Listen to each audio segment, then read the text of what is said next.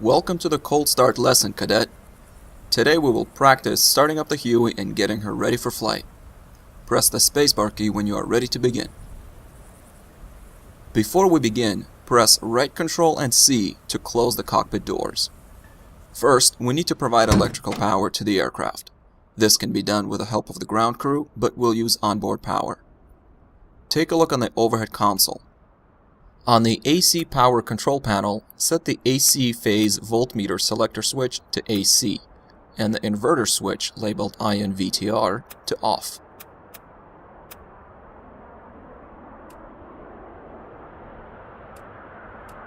Now on the DC power control panel, set the main generator switch to on and the DC voltmeter selector switch to ESS bus, essential bus. Next, set the starter generator switch to start and turn on the battery.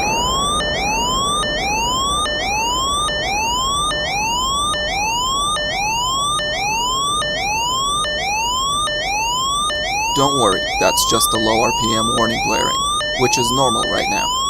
Press the low RPM audio switch to acknowledge the warning. Let's also test the caution lights panel to make sure all of the lights are operative. Set and hold the test switch in the down position. Make sure all of the caution lights are on.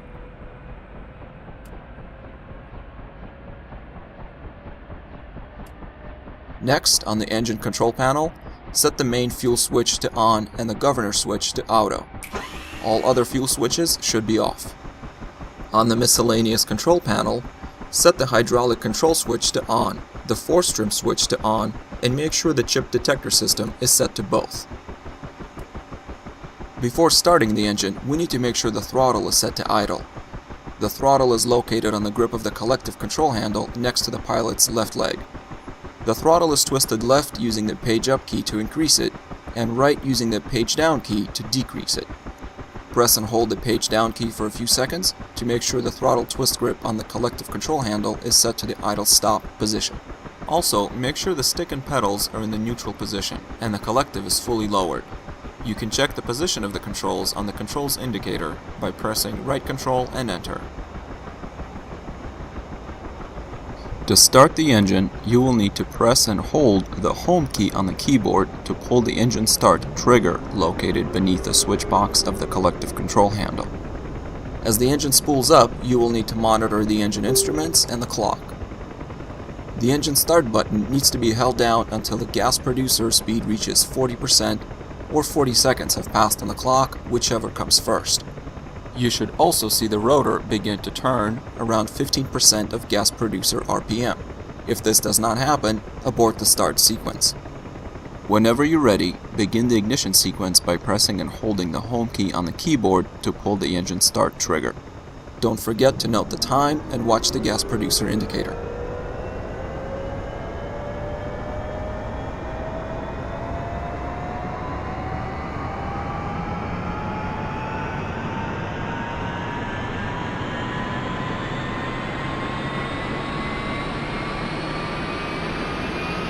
The helicopter will toss you around quite a bit as the rotor spins up.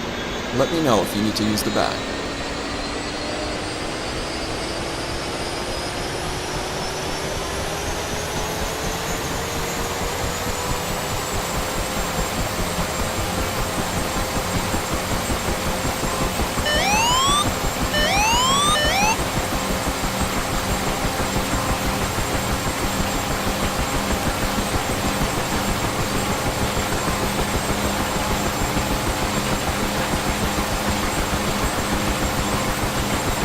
Okay, we're idling normally. Let's set up the avionics.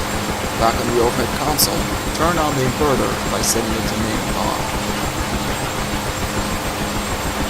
We'll now power up the radio systems.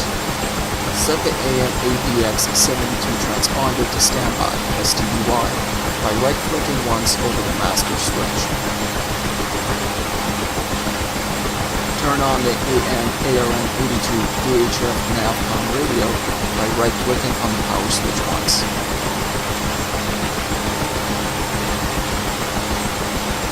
Turn on the AM-ARC-134 UH-FCOM radio by right-clicking on the power switch once.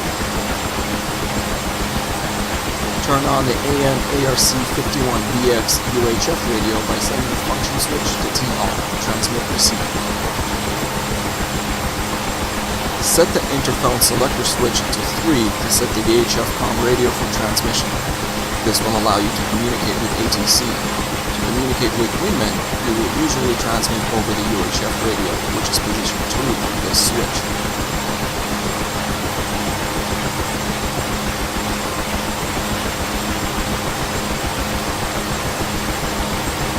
Turn on the AM-ARC-131 VHF FM radio by setting the mode switch to T-bar, transmit receive. Turn on the AM-ARN-83 ADF receiver by setting the mode switch to ADF.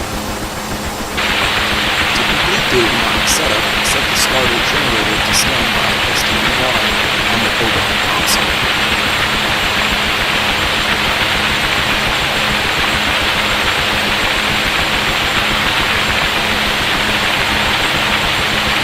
Let's now run up the engine to monitor power. Press the page up repeatedly to monitor the engine and note that the indicator is power rises. Continue to slowly add power until the bottom grid on the front is twisted all the way to the left. Watch the engine RPM to stabilize at 6600 and rotor RPM on 324.